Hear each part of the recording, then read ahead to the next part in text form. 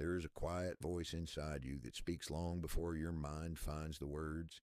It appears as a feeling, a strange discomfort when someone smiles at you, an unexpected peace when you meet a complete stranger, a heaviness you cannot explain, or a joy that arrives before anything has changed. Most people spend their lives trying to silence these feelings.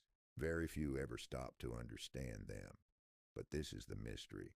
Why do our emotions sometimes warn us before our minds understand what is happening? And why do they sometimes convince us that danger exists when it doesn't? Stay with us as we uncover the hidden language of emotions and why ignoring them may cost you more than listening to them. Margaret couldn't explain why she felt uneasy around a new colleague. He was polite, helpful. Everyone seemed to like him, so she ignored the feeling. She convinced herself she was simply being judgmental. Weeks later, she discovered he had quietly taken credit for her work. Her feelings had noticed small details her conscious mind had not yet connected. But life had another lesson waiting. Months later, Margaret sent a message to her daughter. Hours passed without a reply.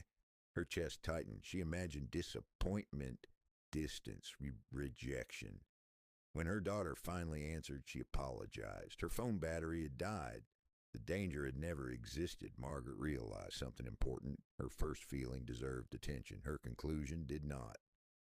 This is where the psychology becomes fascinating. Emotions are not facts. They are signals.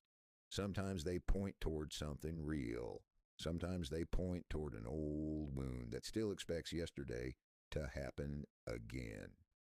Fear can borrow the face of the present while speaking with the voice of the past.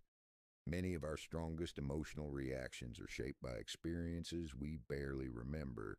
A child who grew up around criticism may hear rejection where none was intended. Someone who was betrayed may sense danger long after the danger has disappeared. The emotion's real. The explanation may not be. Feelings are like a smoke alarm. When it goes off, you do not smash it with a hammer.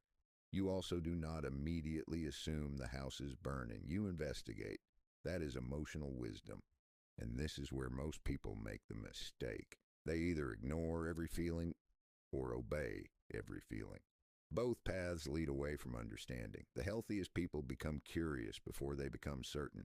As Viktor Frankl wrote, between stimulus and response there is a space. Inside that space lives wisdom.